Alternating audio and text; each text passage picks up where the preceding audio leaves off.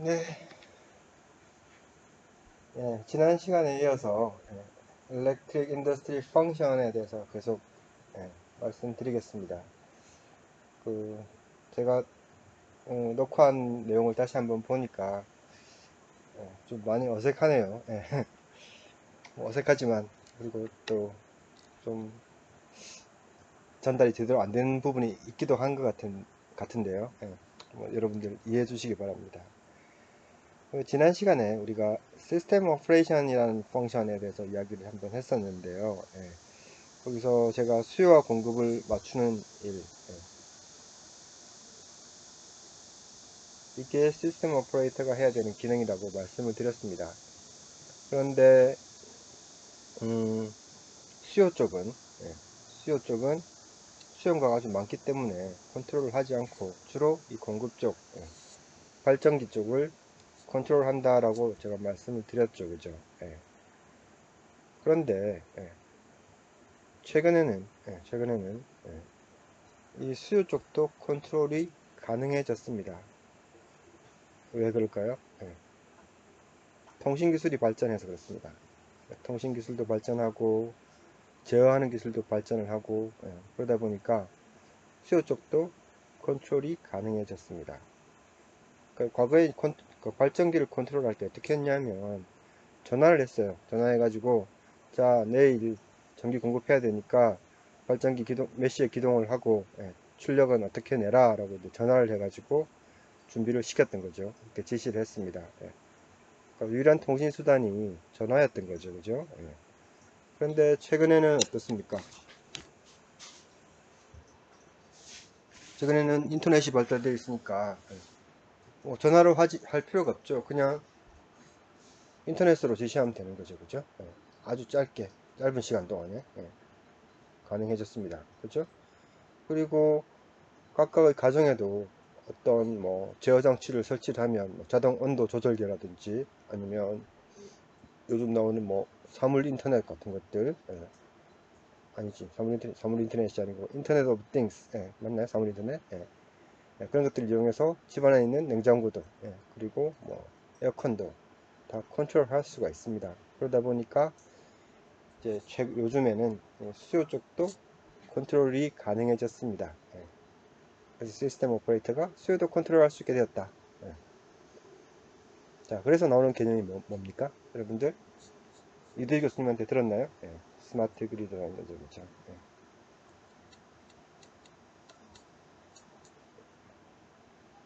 발전된 통신 그리고 정보, 그런 기술을 가지고 수요 쪽도 컨트롤하게 되는 그런 전력계통, 그걸 우리는 스마트 그리드라고 합니다.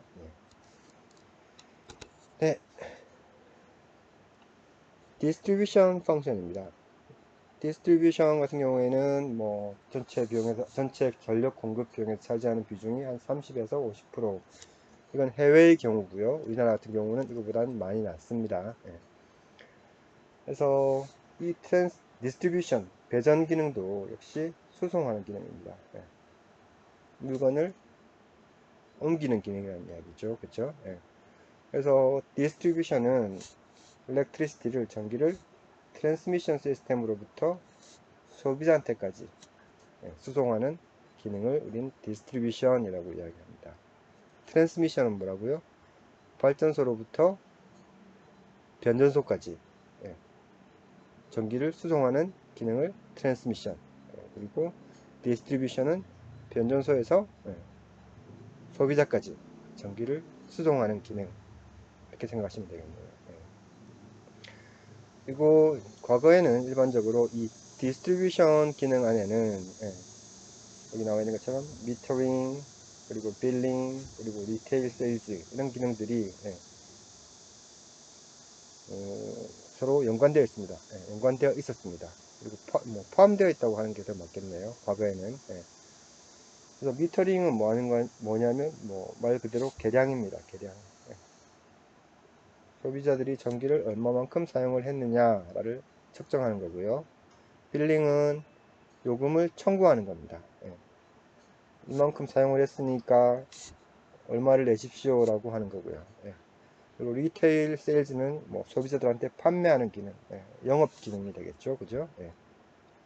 이런 기능들하고 디스트리뷰션 기능은 바로 연결되어 있습니다. 왜?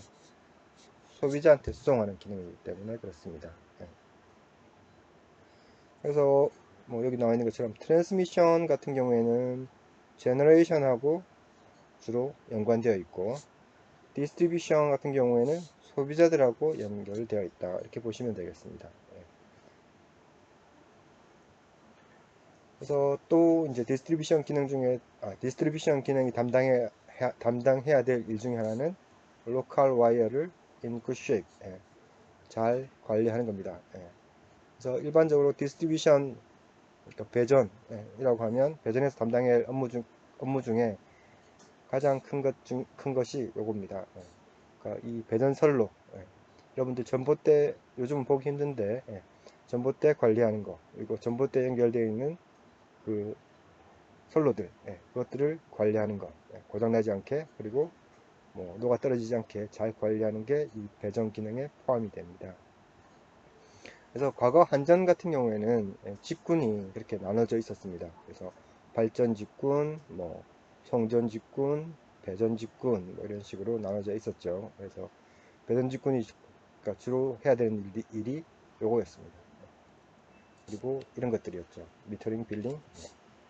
그래서 송전 직군에는 이제 우리 전기공학과 출신들이 많이 근무를 했고요. 이 디스트리뷰션 같은 경우에는 그 전기공학과 나온 뭐 인력들도 좀 필요했고, 그리고 사무직들, 그러니까 일반 문과생들도 이 미터링이나 빌링 때문에, 그리고 세일즈 때문에 많이 근무를 했었습니다. 그래서 그 기술직들한테는 이 디스트리뷰션, 그러니까 배전 직군이 이렇게 인기가 있는 직군은 아니었어요. 하는 일의 수준이 이렇게 높지 않았기 때문입니다. 근데 최근에는 좀 바뀌었죠, 그죠? 이 커스텀을 상대하는 일이 점점 더 중요해지고 있습니다. 왜 그렇죠? 스마트 그리드 때문에 그렇죠, 그죠? 통신 기술의 발달, 그리고 정보 기술의 발달로 수요 쪽을 컨트롤할 수 있게 되면서 이 디스트리뷰션 기능에 대한 관심이 점점 높아지고, 그리고 그 중요성도 점점 커지고 있습니다. 그러다 보니까 이제 요즘에는 기술직들도 배전에 대한 관심이 높아지고 있는 거죠. 그리고 여러분들 분산형 전원이라고 들어보셨나요? 우리 1학기 때 한번 했었던 것 같기도 한데, Distributed Generation,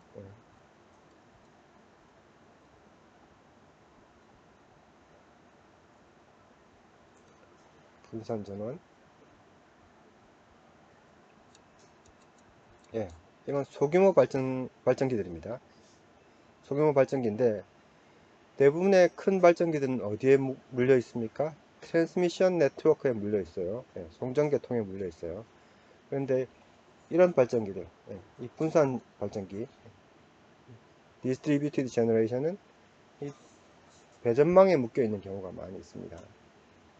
여러분들 잘 아시는 소규모 태양광 발전소라든지 이런 것들은, 그리고 뭐 조그마한 연료전지 발전기 이런 것들은 이 배전망에 연결되어 있습니다. 과거에는 배전망에 발전기라는 건 없었어요.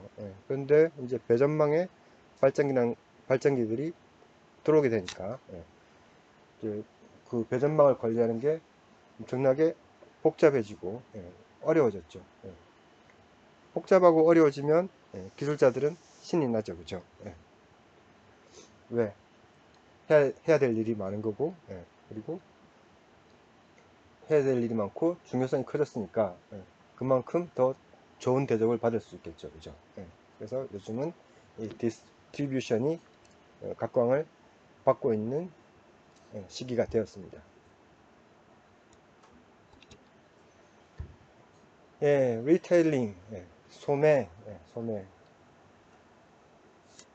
소비자들한테 전기를 파는 기능입니다.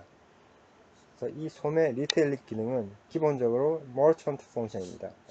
상업적인 기능이라는 이야기입니다.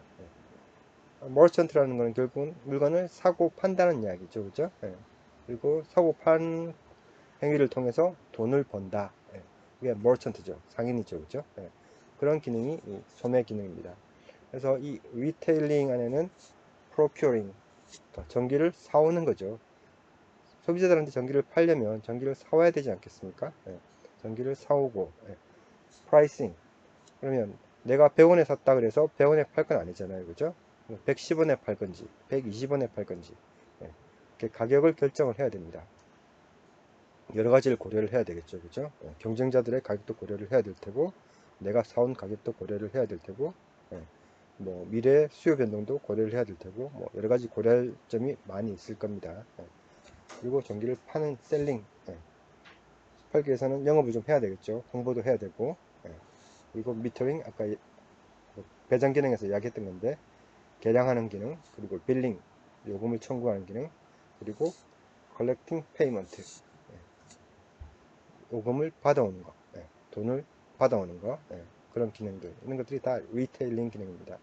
그래서 제가 앞에서도 말씀을 드렸지만, 이 리테일 기능은 과거에는 그냥 디스트리뷰션 펑션의 일부였습니다. 그래서 한전의 배전 사업단, 뭐 배전 본부, 뭐 이런 쪽에 속해 있는 기능이었다는 이야기입니다.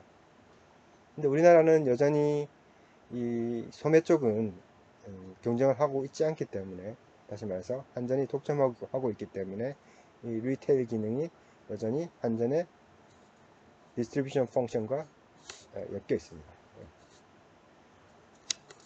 자, wholesale power procurement입니다. 이건 도매 전력 구매라고 했죠, 그죠? 도매 전력 조달. 이거는 경쟁이 있을 때만 통용되는 이야기입니다. 그래서 이 기능은 뭘 하는 거냐면, 누구로부터, 어떤 발전소로부터 얼마만큼의 전기를 사올 것인가를 결정하는 기능입니다. 그래서 이 도매 사업자, 도매 기능, 도매 사업자는 전기를 사서 파는데, 소비자한테 파는 게 아니고 누구한테 판다? 이 리테일 컴퍼니, 리테일러한테 파는 겁니다. 그래서 여기서는 리셀러라고 표현했네요. 그러니까 다시 파는 사람, 전기를 사서 소비자한테 파는 사람, 그걸 리셀러라고 이야기합니다. 다시 말해서 리테일러와 같은 이야기입니다. 그러니까 리테일러한테 파는 기능입니다. 파이널 커스터머한테 파는 기능은 아니라는 이야기입니다.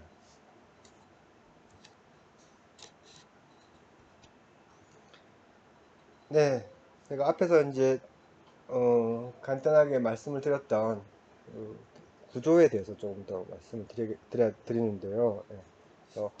traditional organization, 과거에 전통적으로 구성이 어떻게 되어 있었냐라는 겁니다. 그러니까 앞에서 제가 말씀드린 generation, transmission, distribution, retail, 뭐 wholesale 이런 것들이 어떻게 조직화되어 있었냐를 이야기하는 겁니다.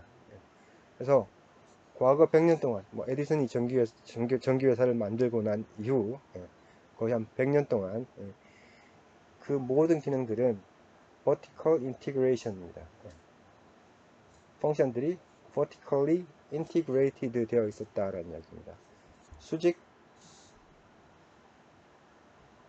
통합, 우리말로 하면 vertical integration, 수직 통합, 수직적으로 통합되어 있었다, 그런 이야기입니다. 다시 말해서 generation, transmission, distribution, 뭐 sales, 그 중간에 뭐 시스템 오퍼레이션도 들어가 있겠네요, 그죠? 이 기능들이 이렇게 수직적으로 하나의 회사에 통합되어 있었다, 다 연결되어 있었다, 그런 이야기입니다. 그리고 어떤 서비스 에리어에서 법적인 독점이었습니다. 왜 독점인지는 제가 이야기 잠깐 드렸었죠, 그죠? 그러니까 이건 특정 서비스 지역, 우리나라 같은 경우는 우리나라 전체가 하나의 서비스 에리어입니다. 근데 미국 같은 경우에는 주별로, 주가 하나의 서비스 에리어가 되는 거고요. 주별로 독점적인 전력회사가 하나씩 있었다는 이야기입니다. 뭐 하나가 있을 수도 있고 두 개가 있을 수도 있는데, 어쨌든 그 회사들은 자기만의 서비스 구역을 갖고 있었다는 이야기입니다. 다시 말해서 하나의 지역에는 하나의 전력회사, 모노폴리, 법적인 모노폴리. 그러니까 이런 상황이 되면 어떻습니까? 소비자들은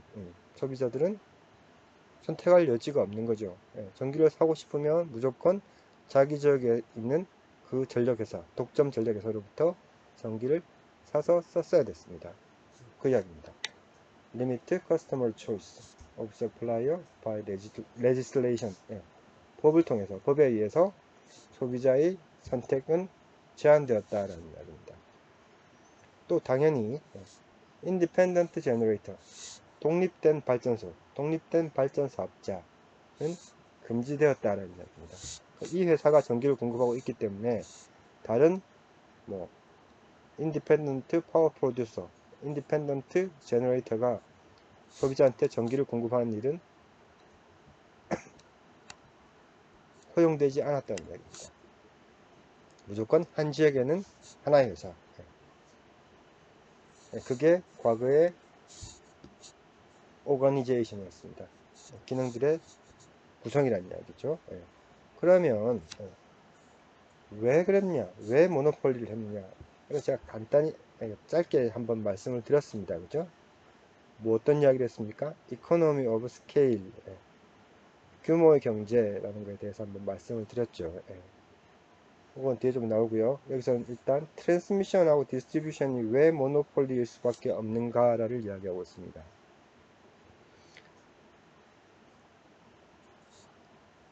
자, 이 전략회사가 있고요. 제가 소비자입니다. 그러면 이 소비자가 있는데 이 회사로부터 전기를 받아오기 위해서는 어떻습니까? 트랜스미션 라인이 있어야 되겠죠. 여기 소비자지 말고 이쪽에다 소비자 있다 그럴까요? 여기 변전소가 있고요. 자, 이 전력회사로부터 전기를 사서 쓰기 위해서는 트랜스미션 라인이 있을 거고요. 그것도 디스트리뷰션 라인을 통해서 전기를 공급을 받게 됩니다. 그죠? 이런 상황에서 새로운 발전 사업자가 하나 생겼습니다. 그러면 이 송전선로는, 이 배전선로는 이 회사 겁니다. 이 회사. 근데 다른 회사로부터 전기를 공급받기 위해서는 이 회사가 또 라인을 하나 깔아야 되겠죠. 그죠?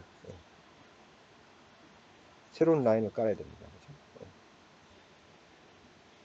그래서 이 소비자가 얘한테 공급받다가 마음을 바꿔가지고 이 사업자한테 받기로 했다면 새로운 라인을 깔아야 된다는 이야기입니다. 근데 뭐 또 다른 사업자가 있어가지고 한 1년 이쪽으로 쓰다가 아 비싸네, 이 사업자가 더 싸게 공급을 하겠다고 그러네, 그러면서 또 공급자를 바꿨어요. 그럼 또 새로운 라인을 깔아야 되잖아요. 그죠? 이건 어떻습니까? 중복 투자죠. 그죠? 누가 봤을 때, 국가에서 바라봤을 때, 국가 관점에서 아니면 사회적 관점에서 바라본다면 이건 낭비입니다. 그죠? 이미 송전선이 깔려 있고 배전선이 깔려 있는데 굳이 새로 또 깐다는 거는 말이 안 되잖아요. 그죠? 그래서 이 송전선로, 배전선로, 트랜스미션, 디스트리뷰션 같은 경우에는 경쟁을 하면 안 되겠다라는 겁니다. 그래서 이 트랜스미션 디스트리뷰션은 독점이라는 이야기입니다. 트랜스미션, 더 정확하게 이야기하면 트랜스미션 펑션하고 디스트리뷰션 펑션은 독점일 수밖에 없겠구나라는 겁니다. 그럼 누군가가 하나의 독점 회사가 이걸 소유를 하고 관리를 하면 되겠죠. 그죠?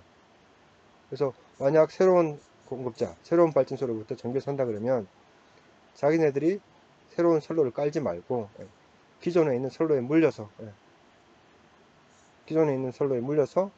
전기를 공급하면 되겠죠.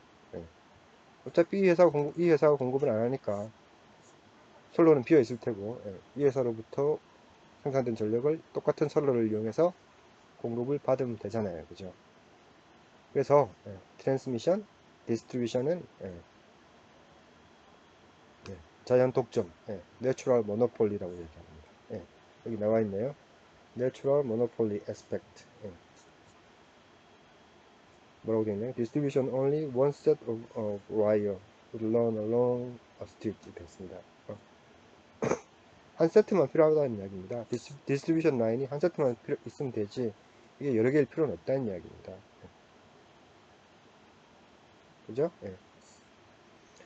예, 그래서 Natural Monopoly Aspect of Generation and Transmission. Not only scale economy and more citing requirement, but also its network characteristics. 예. 제가 지금 했던 이야기 다 포함되어 있는 거예요. 예. 그러니까 제너레이션 그리고 제너레이션의 Natural Monopoly Aspect. 이거는 economy of scale을 이야기하는 거고요. 예. 트랜스미션의 Natural Monopoly 성격은 방금 우리가 이야기했던 그 이야기고요. 예. 그리고 citing requirement. 아직도 새로 깔리면 땅 문제도 있잖아요. 그죠? 예. 그런 문제도 있고요. 예. 그리고 네트워크의 속성. 예. 전력 계통의 속성. 다양한 발전기가 동일한 네트워크를 사용할 수 있다는 특성입니다. 예. 이건 모든 네트워크에 다 동일한 이야기입니다. 예. 도로, 철도, 통신망, 통신 네트워크. 예. 이건 다 네트워크이죠. 그죠? 예.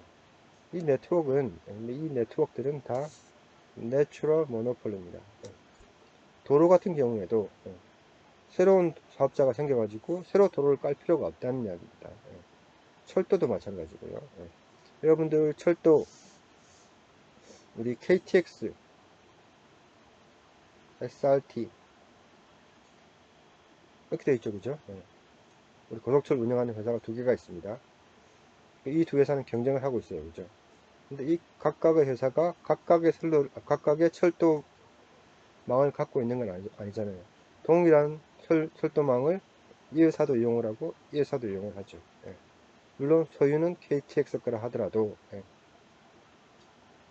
이 SRT라는 회사가 KTX가 갖고 있는 그 철도망을 이용하는 데는 아무런 문제가 없습니다. 돈만 내면 되는 겁니다. 그죠? 예. 통신망도 마찬가지입니다. 그죠? 예. 여러분들 알뜰폰이라고 많이 요즘 활성화되어 있는지 모르겠는데, 알뜰폰은 어떤 메커니즘입니까? 그러니까 통신회사가 있는데, 그 통신회사는 통신망을 보유하고 있지는 않아요. 그죠? 예. 요즘 어떤 알뜰폰이 가장 싼지 모르겠네. 예. 가장 활성화되는지 모르겠네. 헬로비전인가? 옛날에 있었죠. 예. 많이 쓰는 게 뭔지 모르겠지만, 어떤 그런 조그만 회사들은 자체적인 통신망을 갖고 있지 않습니다. 통신망은 SK 거, SKT 거, 아니면 KT 거, 아니면 LG, U 플러스 거, 그 세 개 정도가 있겠죠. 그죠? 그 통신망을 그냥 빌려서 사용하면 되는 겁니다. 그러니까 통신망 역시 내추럴 모노폴리 성격을 갖고 있는 겁니다. 모든 네트워크가 다 그렇습니다. 그러니까 네트워크는 모노폴리입니다.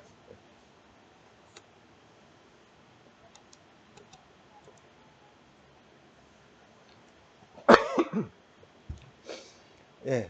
그러면 트랜스미션 그리고 디스트리뷰션은 내추럴 모노폴리라고 치고, 자 이제 그 다음에 제너레이션이죠. 그죠? 제너레이션은 이코노미 오브 스케일만 깨지면 경쟁 가능하다라고 이야기할 수도 있겠죠. 그죠? 근데 그럼에도 불구하고 여전히 문제는 남아 있었어요. 이런 문제들입니다.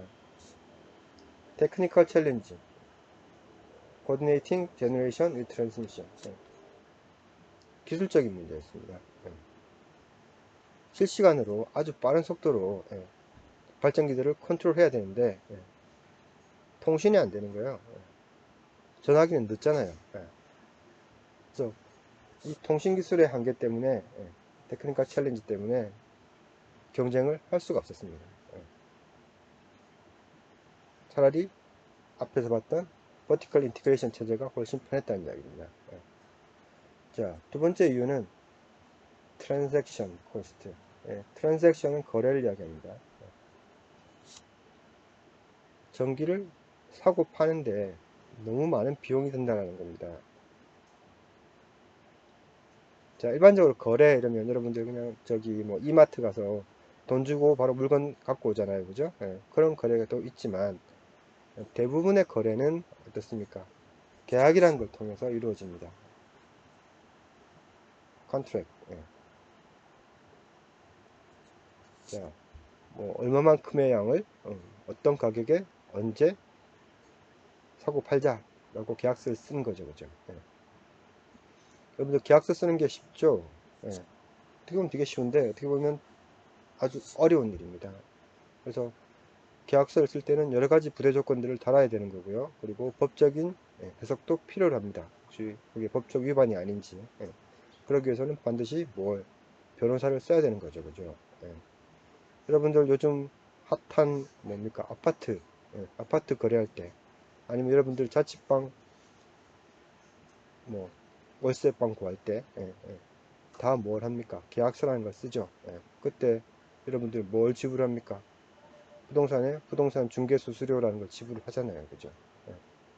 그러니까 계약서를 쓸 때는 상당한 비용이 들어간다는 이야기입니다. 변호사 비용이 들어가거나 뭐 중개 수수료가 들어가거나 그런 식으로 상당히 많은 비용이 들어가더라는 겁니다. 그러니까 경쟁을 통해서 우리가 비용을 절감하는 것보다 경쟁으로 인해서 발생하는 거래를 위해서 우리가 지불해야 되는 비용이 더 컸다라는 겁니다. 그리고 또 하나 문제는 이 트랜스미션이나 이 제너레이션 같은 경우에는 미래 수요와 공급을 맞추기 위해서 한참 전에 계획을 짜야 됩니다. 왜냐하면 트랜스미션 라인 건설하는데 뭐 최소한 2, 3년 걸리고요. 그리고 발전소 하나 짓는데 짧으면 3년, 길면 10년까지도 걸리죠. 그죠? 그래서 수요와 공급을 맞추기 위해서는 한 10년 전부터 송전선 건설 계획, 그리고 발전소 건설 계획을 짜야 됩니다. 그러려면 경쟁을 하는 체제보다는 그 vertically integrated 된 형태의 그 사업자가 훨씬 유리하다는 이야기입니다. 개별 사업자가 이걸 하는 건 쉽지가 않잖아요. 그죠? 그리고 제가 계속 이야기했던 제너레이션 분야의 이코노미 오브 스케일 문제가 있었습니다. 그러니까 이런 문제들 때문에 우리가 과거에는 vertically integrated monopoly 형태로 전력 산업을 운영할 수밖에 없었다라는 이야기입니다. 네. 자, 그러면 이제 경쟁을 할 수 있는지 다시 한번 봐야 되는데요. 자, 트랜스미션하고 디스트리뷰션은 여전히 내추럴 모노폴리입니다. 이건 어쩔 수 없다고 제가 말씀드렸죠. 네트워크는 내추럴 모노폴리일 수밖에 없습니다. 자연 독점이라는 이야기입니다. 안 그러면 중복 투자가 일어나니까. 그리고 제너레이션 쪽에 이코노미 오브 스케일은 do not exist anymore. 더 이상 존재하지 않는다. 하지만 우리나라는 여전히 약간은 존재한다. 그런 이야기 들었죠. 그죠? 그런데 그거는 뭘로 깨진다? 발전회사 차원에서, 발전회사 단위에서의 이코노미 오브 스케일은 깨졌다. 그런 이야기 했죠.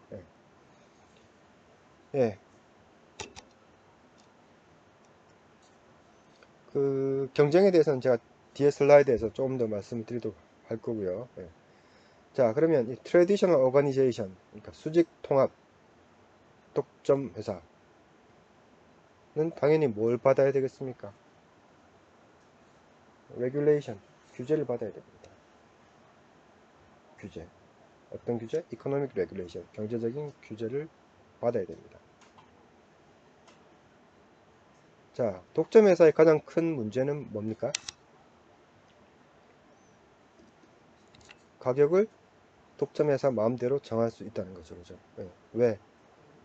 경쟁자가 없으니까 내가 전기를 뭐 200원, 킬로와트아워당 300원 받겠다 라고 하면 소비자가 안 쓸 수 있는 방법이 없잖아요. 다른 회사를 선택을 할 수가 없으니까 그 독점 회사가 부르는 게 값이죠. 그죠? 최근에 뭐 어떤 일이 있었나요? 뭐 구글이 뭐 사용료를 올린다 뭐 이런 이야기도 들렸습니다. 그죠? 거의 독점 회사 비슷하니까 독점 회사가 수수료를 올리면 사용자는 할 수 없죠. 그죠? 돈을 더 내야죠. 자, 국가 관점에서 봤을 때 그건 어떻습니까? 수용할 수 없죠. 예. 독점 방지법 뭐 이런 거 들어보셨나요? 독점 회사가 있으면 쪼개버려야 됩니다. 그죠? 예. 뭘 하기 위해서? 소비자들을 보호하기 위해서. 예. 독점 사업자가 가격을 마음대로 올리는 걸 막기 위해서는 독점 회사를 쪼개버려야 됩니다. 예. 그래서 서로 경쟁을 시켜야지 자기 마음대로 가격을 정하는 일이 없겠죠. 그죠? 그런데 전력산업은 독점일 수밖에 없었다라고 이야기했습니다. 자, 그러면 그런 상황에서 할 수 있는 방법은 뭡니까? 가격을 규제하는 거죠. 가격을 규제하는 겁니다. 자, government owned company, monopoly. 네. 그러니까 정부가 소유한 독점 전력회사. 뭐 옛날 같으면 옛날 우리나라 한전이 되겠죠, 그죠? 네. 정부가 갖고 있는 독점적인 전력회사. 그럼 정부가 전기요금을 정하면 되겠네요, 그죠? 네. 그리고 사업자가 정하는 게 아니라 정부가 전기요금을 정하는 겁니다. 자, 한전 같은 그런 공기업이 아니고 프라이빗 컴퍼니, 민간 회사라면, 민간 독점 회사라면 정부가 규제를 해야 되는 거예요. 우리나라 한전, 그러니까 과거 한전 같은 경우에는 정부가 소유한 모노폴리였으니까 정부가 요금을 정했습니다. 근데 미국 같은 경우에는 제가 주마다 전력회사가 있다 그랬죠. 주마다 독점 전력회사가 있습니다. 근데 그 회사들이 공기업이 아닙니다. 걔네들은 민간기업입니다. 민간 독점 회사입니다. 그런 경우에는 어떻게 한다? 정부가 규제를 합니다. 규제를 합니다. 자, 그러면 레귤레이션은 어떻게 할 것인가? 규제를 어떻게 할 것인가? 가장 기본적인 건 이겁니다. Limit prices to the cost. 가격을 비용 이상으로 오르지 않도록, 올리지 못하도록 제한한다. 그러니까 어떤 프라이빗 컴퍼니가 있다고 합시다. 독점 회사인데 그러니까 이 회사가 전기를 공급하기 위해서 사용한 비용만큼만 전기요금으로 받아갈 수 있도록 하는 겁니다. 근데 이 비용 안에는 이윤도 들어가 있는 겁니다.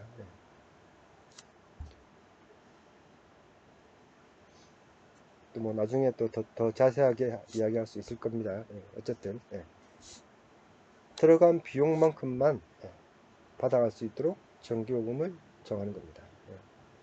자, 그렇다면 이 독점 전력회사는 이제 어떤 행위를 하겠습니까? 전기요금이 그러니까 비용만큼만 요금으로 인정해 준다 그랬으니까 돈을 더 많이 받아오려면 뭘 하면 되겠습니까? 코스트를 늘리면 되겠죠, 그죠? 아주 방만하게 회사를 운영할 겁니다, 그죠?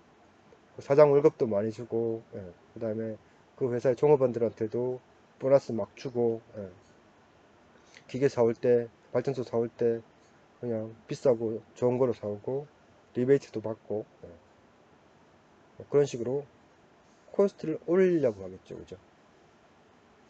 당연한 이야기입니다. 나쁜 일은 아닙니다, 그죠? 너무나 당연한 행위입니다.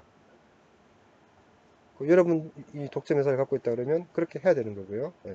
저도 마찬가지입니다. 그죠? 내가 독점 회사를 갖고 있다면 당연히 그렇게 할 겁니다. 정부가 이런 식으로 가격 규제를 한다 그러면 그게 당연한 거예요. 자, 그러면 정부는 아니 규제기관은 뭘 해야 되겠습니까? 코스트를 감시를 해야 됩니다. 이 회사의 코스트를 감시를 해야 됩니다. 정당하게 집행되었는지, 지나치게 많은 보너스를 주고 있지는 않은지, 그래서 비용에 대한 감시를 해야 되겠죠. 자, 여기까지였습니다. 1단계, 2단계. 정부가 가격도 정하고, 그 다음에 비용도 감시를 합니다. 자, 그 다음에 그러면 이 독점 회사는 이제 어떤 행위를 할까요? 자, 가격이 정해졌으니까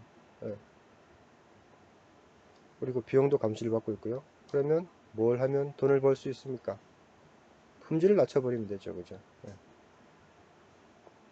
자기가 생산하는 제품의 품질을 낮춰버리는 겁니다. 그럼 더 많은 돈을 벌 수 있겠죠. 그죠? 예. 어차피 독점 사업자니까 상관없습니다. 예. 뭐, 질 떨어지는 상품이라 하더라도, 예. 소비자들은 사서 쓸 수밖에 없죠. 예. 자, 그러면 정부는 또 뭘 해야 됩니까? 퀄리티 오브 서비스. 예.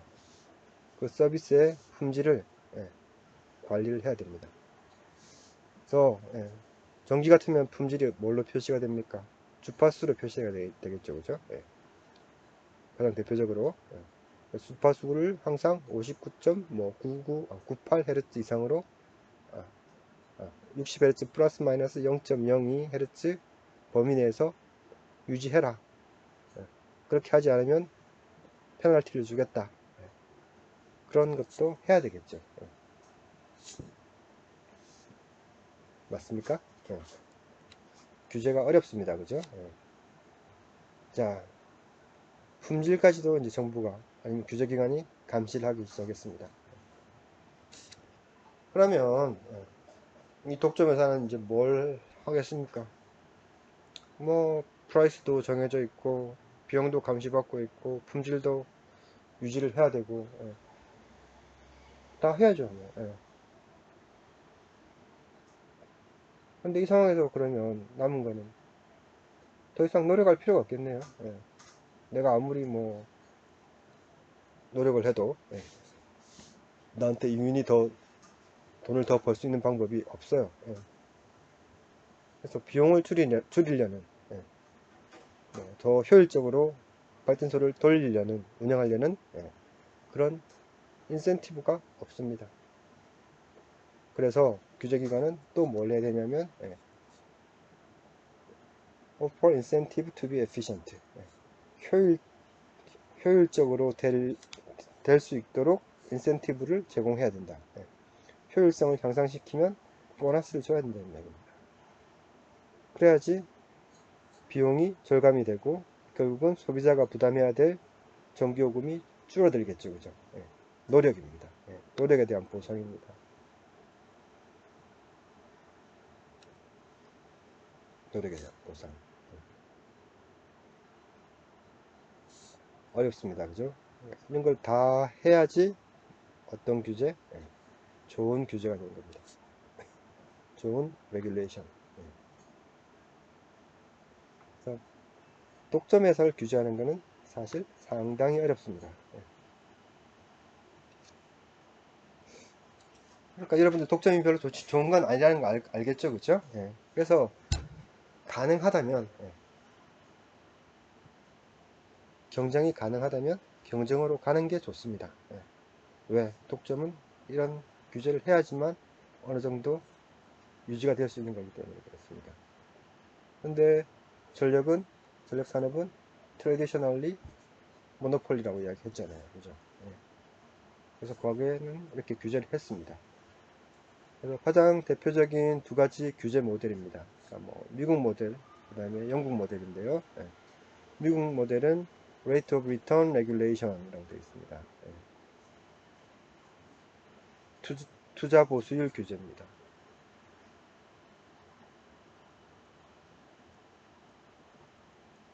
그러니까 투자 보수율이라는 것은 우리가 발전소를 짓고 뭐 연료를 사서 전기를 생산하잖아요. 그때 투자된 돈에 대한 보수, 이윤의 비율을 딱 정해놓은 겁니다. 그러니까 즉 말해서 Limit Price to the Cost입니다. 코스트에는 제가 이윤이 포함되어 있다고 이야기했었죠. 그죠? 요 이윤을 딱 정해놓은 겁니다. 비용은, 그러니까 나머지 비용은 여러분들이 다 볼 수 있잖아요. 그죠? 발전소를 짓는데 얼마가 들었는지, 연료 사오는데 얼마가 들었는지, 이런 것들을 다 알 수가 있죠. 장부에 나오니까. 그러면 그 들어간 비용에 대한 이윤의 비율을 딱 정해놨으니까, 결국은 프라이스를 코스트 이하로 맞추는 겁니다. 그래서 요금을 사전에 정해주는 거죠. 이 규제가 US 모델입니다. 근데 이 규제라면 어떤 문제가 생기냐면 이 부분에 문제가 생깁니다. Offer incentive to be efficient. 이게 정해져 있다 보니까 비용을 줄이려는 노력을 할 필요가 없습니다. 이 회사들은, 미국 회사들은. 비용을 늘리려는 인센티브가 있는 거죠. 그죠? 그런 문제가 있고요. 대신에 코스트는 확실하게 관리가 되는 거죠. 그죠? 근데 UK 모델 같은 경우에는 RPI-X라는 모델을 썼었습니다. 과거 이야기니까. 그래서 RPI라는 건 Retail Price Index라고 해서 소매 물가 지수입니다. 여러분들 물가 지수라는 이야기 들어보셨나요? 물가가 올해는 2% 상승했다, 3% 상승했다 이렇게 이야기 하잖아요. 그게 뭘 의미하는 겁니까? 작년에 라면 하나의 가격이 1,000원이었는데 올해 라면 가격이 1,100원이다. 그러면 얼마 상승한 겁니까? 10% 상승한 거겠죠, 그죠? 10% 상승한 거. 그리고 자동차 가격은 1,000만 원이었는데 이거는 1,050만 원이 됐다. 그러면 5% 상승한 거고요. 이렇게 국가가 지정하는 소비자들이 쓰는 상품들에 대해서 각각의 물가가 오른 거를 다 취합을 해가지고 가중평균하면 물가 지수라는 걸 하나 만들어낼 수 있거든요. 그러니까 전체적으로 소비자가 체감하는 그러니까 물건의 가격이 얼마만큼 올랐느냐를 나타내는 지표가 되겠습니다. 그래서 작년에 비해서 전반적인 물건들의 가격이 3% 올랐다. 그걸 나타내는 거죠. 그죠? 그래서 UK 모델은 이 물가지수 마이너스 X입니다. 그러니까 물가가 3% 올랐다. 소비자 물가지수가 3% 올랐더라. 그럼 마이너스 X. X를 1%로 정하자. 정부가 정하는 겁니다. 자, 그러면 전기요금은 2%만 인상해 줄게 라고 하는 겁니다. 올해 전기요금이 100원이었다면 킬로와트아워당, 그러니까 작년에 전기요금이 100원이었다고 한다면 올해의 전기요금은 102원이다 라고 정하는 겁니다. 이때 고려하는 거는 요것만 고려하면 되는 거죠. 물가지수는 나와 있는 거고.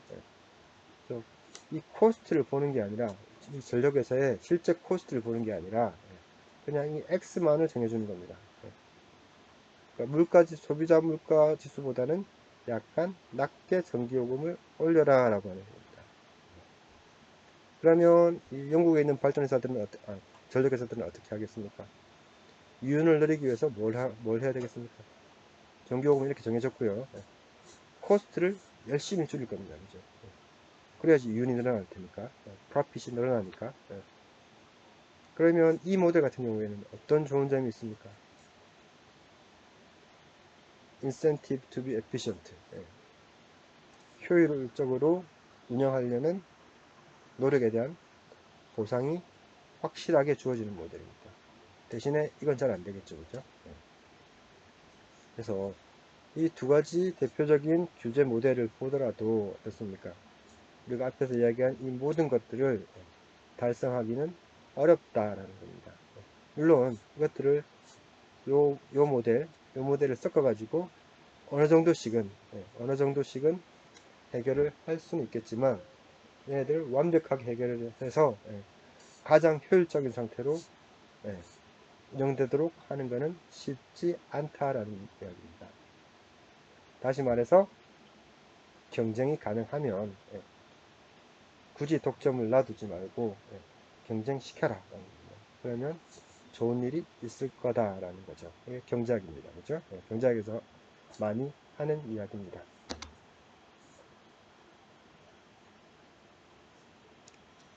근데 전력산업은 traditionally vertically integrated monopoly였어요. 그 이유는 앞에서 말씀을 드렸고요. 자, 그러면 왜 경쟁이냐?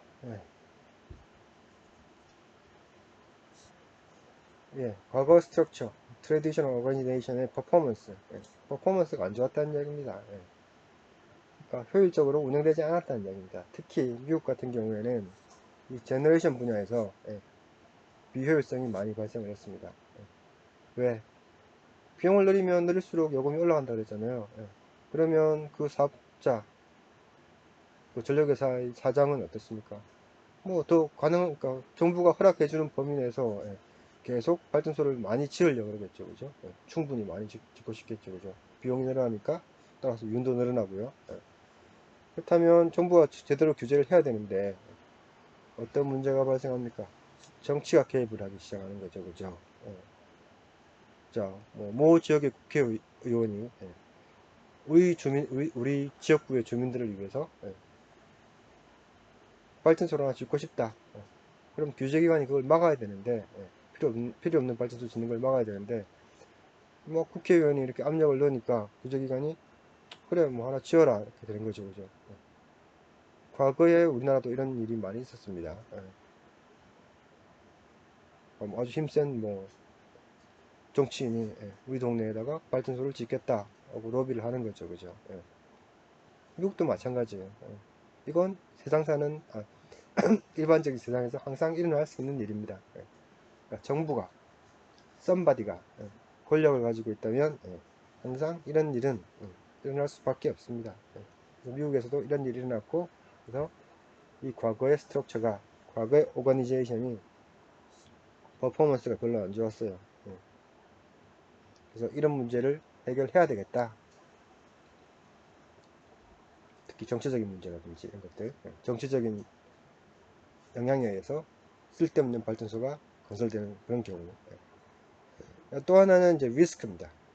리스크를 누가 지느냐라는 문제입니다. 이 전력 산업과 관련된 리스크는 여기 보시면 마켓 디맨드 앤드 프라이스.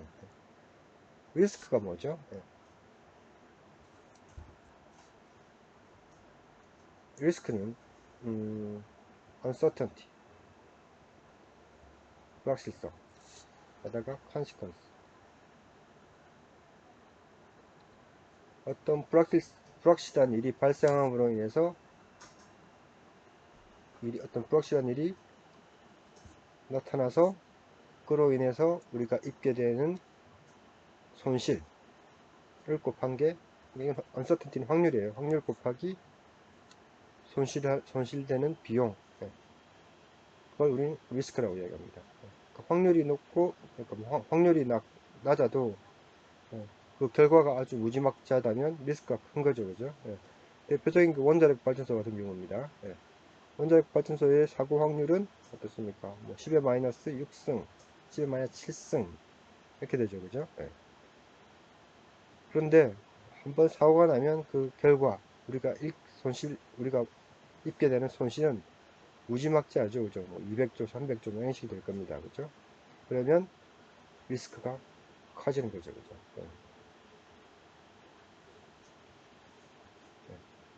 그런 걸 우리 리스크라고 이야기합니다. 자, 그럼 이 리스크가 전력 산업에는 어떤 것들이 있냐면 디맨드 리스크가 있고 프라이스 리스크가 있습니다.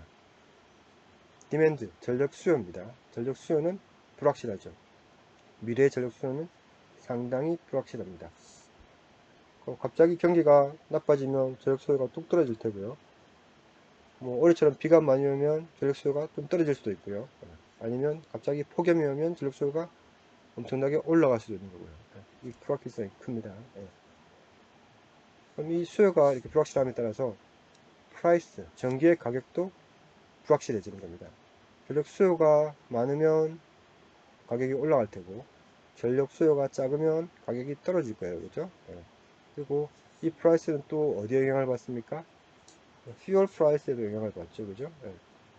연료의 가격, 석탄 가격, LNG 가격, 이런 것들. 석탄 가격은 조금 안정적이라 할 수 있겠지만, 천연가스 가격, 그리고 오일 가격, 이런 것들은 어떻습니까? 상당히 변화가 심하죠. 그죠? 다시 말해서 uncertainty가 높다는 이야기입니다. 그래서 이런 거에 따른 디맨드나 프라이스 변동에 따른 리스크가 전력 산업의 가장 큰 리스크 중에 하나고요. 그리고 또 테크니컬 리스크가 있습니다. 테크놀로지컬 리스크. 그러니까 기술 변화에 따른 리스크입니다. 갑자기 새로운 발전 기술이 등장을 하면서 내가 갖고 있는 발전소가 쓸모없게 되는 그런 리스크를 이야기하는 거예요. 지금 우리가 뭐 56%짜리 컴바인 사이클을 갖고 있는데 갑자기 뭐 어디 중국에서 아니 미국에서 뭐 효율 70%짜리 발전 기술이 나왔다. 그러면 내 발전소는 운영하기 힘들 거 아니에요. 그러니까 그런 리스크를 이야기하는 겁니다. 그리고 뭐 매니지먼트 디시즌, 그러니까 이거는 그 회사를 경영하는 사람들이 의사결정에 관련된 리스크입니다. 그러니까 여기 메인테너스 유지 보수나 뭐 인력 조달이나 투자 이런 데 대해서 경영자가 잘못된 판단을 해서 손실이 발생하는 경우, 그런 리스크를 이야기하는 거예요. 그래서 만약 뭐 한전에 어떤 낙하산 인사가 사장이 되었다. 근데 그 사람 능력이 매우 부족하다. 그러면 막 이상한 의사결정을 내릴 수 있겠죠. 그럼으로 인해서 발생하는 손실을 이야기하는 겁니다. 그리고 또 하나 리스크는 신용 리스크입니다. 여러분들 신용 불량이라고 들어보셨죠? 발전소를 운영하려면 뭐 연료도 사와야 되고 전력회사를 운영하려면 연료도 사와야 되고 뭐 그다음에 발전소도 지어야 되고 그렇게 되는데, 그러려면 돈을 또 빌려서 해야 될 경우가 있겠죠, 그죠? 대부분의 회사들은 돈을 많이 빌려서 운영을 합니다. 근데 갑자기 돈을 못 빌리게 되는 거예요. 왜? 신용도가 낮아서. 돈을 제때 못 갚아서. 뭐 그런 리스크. 아니면 우리나라 옛날에 IMF 같이 그 전력회사 자체는 튼튼한데 갑자기 나라의 경제가 나빠져가지고 나라의 신용도가 뚝 떨어지는 경우, 따라서 전력회사의 신용도 떨어지는 경우, 그런 리스크들을 우리 전력산업은 갖고 있습니다. 그럼 이 리스크들을 누가 부담하느냐는 그 문제가 남아 있는 겁니다. 그러니까 이 리스크를 누가 부담하느냐에 따라서 누가 개선하려는, 뭐 효율을 개선하려는, 아니면 비용을 줄이려는 그런 인센티브를 갖게 되는지가 결정이 된다는 겁니다. 그래서 과거 레귤레이션 체제, 그러니까 규제를 받는 독점 체제에서는 이 모든 리스크들을 누가 부담하냐면 소비자가 부담을 합니다. 그러니까 수요 예측을 잘못하면 전력을 공부하는 비용이 늘어날 수밖에 없어요. 우리가 갑자기 발전소를 지어야 되잖아. 수요가 갑자기 늘어났는데 공급을 못한다. 그러면 발전소를 급하게 지어야 되겠죠. 급하게 짓는다는 이야기는 그만큼 돈을 더 많이 써야 된다는 이야기입니다. 많이 줘야지 빨리 지어줄 거 아니에요. 그 비용은 다 누가 부담한다? 소비자가 부담하는 거고요. 퓨얼 프라이스도, 연료 가격이 갑자기 올랐다. 옛날에 뭐라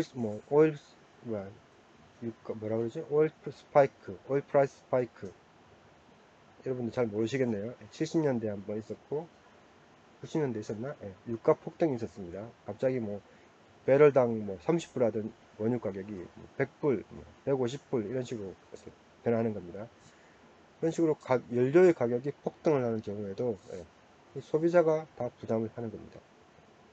아까 우리가 규제를 할 때 비용만큼 다 요금으로 전가시킨다 그랬잖아요. 비용을 할 수 있을 만큼 요금을 정한다 그랬으니까 비용이 오르면 요금이 오르는 거고, 그 요금은 소비자가 다 부담을 해야 되는 거죠. 그러니까 이 모든 리스크는 소비자가 지게 된다는 겁니다. 그러면 이 독점 전력회사 같은 경우에는 이런 리스크를 관리할 필요성이 별로 없죠. 어차피 소비자가 다 낼 거니까. 다시 말해서 더 효율적이 되거나 뭔가를 개선하기 위한 인센티브가 별로 없다라는 이야기입니다. 별로 없다는 이야기. 그런데 경쟁이 되면 독점 회사가 더 이상 아니에요. 독점 회사가 되면 이 대부분의 리스크는 전력회사가 갖게 되는 겁니다. 왜? 뭐 A라는 전력회사가 있고 뭐 B라는 전력회사가 있습니다. 경쟁이니까 두 개의 회사가 있다고 그러죠. 그럼 소비자는 이 회사로부터 전기를 사서 쓰고 있었어요. 그런데 갑자기 연료 가격이 폭등을 했어요. 그러면 이 회사가 공급하는 전기는 가격이 올라가겠죠. 그러면 이 소비자는 더 이상 이 회사를 사용하지 않고 이 회사하고 거래를 하게 됩니다. 너네 전기는 비싸니까 너하고 거래 안 할래. 난 B라는 회사로부터 전기를 살 거야. 근데 B 회사는 유가가 폭등을 했음에도 불구하고 미리 뭐 10년짜리 계약을 맺어가지고 고정 가격으로 원유를 사오기로 하는 계약을 갖고 있다 그러면, 다시 말해서 리스크 관리가 잘 되어 있다고 한다면 과거하고 동일한 가격으로 전기를 공급할 수 있겠죠. 그죠? 그래서 소비자는 A를 버리고 B를 선택하게 됩니다. 그러면 A 회사는 어떻게 됩니까? 망하는 거죠. 그죠? 그 리스크가 발생을 했을 때, 리스크가 현실화됐을 때 이 회사는 망하는 것. 다시 말해서 이 모든 리스크는 이 회사가 책임을 진다는 이야기입니다. 자, 이런 일이 발생하지 않도록 이 A 회사는 어떻게 해야 되겠습니까? 리스크를 열심히 관리를 해야 됩니다. 그리고 리스크 관리를 위해서 여러 가지 임프루브먼트를 이루어야 됩니다. 경쟁을 하면 리스크가 이렇게 되더라라는 겁니다. 리스크를 부담하는 주체가 소비자에서 뭘로 넘어가더라? 전력회사로 넘어가더라라는 겁니다. 이것도 경쟁의 좋은 점 중에 하나가 되겠네요. 그죠? 퍼포먼스도 안 좋았고, 리스크 관리 주체가 리스크를 소비자가 다 부담하다 보니까 뭔가 효율적으로 하려는 인센티브가 없었다. 그런 것들을 다 없애려면 뭘 해야 되겠다? 컴피티션, 경쟁을 해야 되겠다라는 거예요. 경쟁.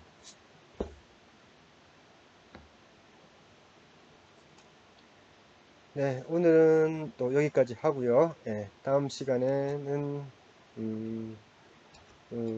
전력산업의 뭐 주요 특징들에 대해서 조금 더 살펴보고, 거기에 따라서 그 경쟁이 어떻게 이루어져야 되는지에 대해서 조금 살펴보도록 하겠습니다.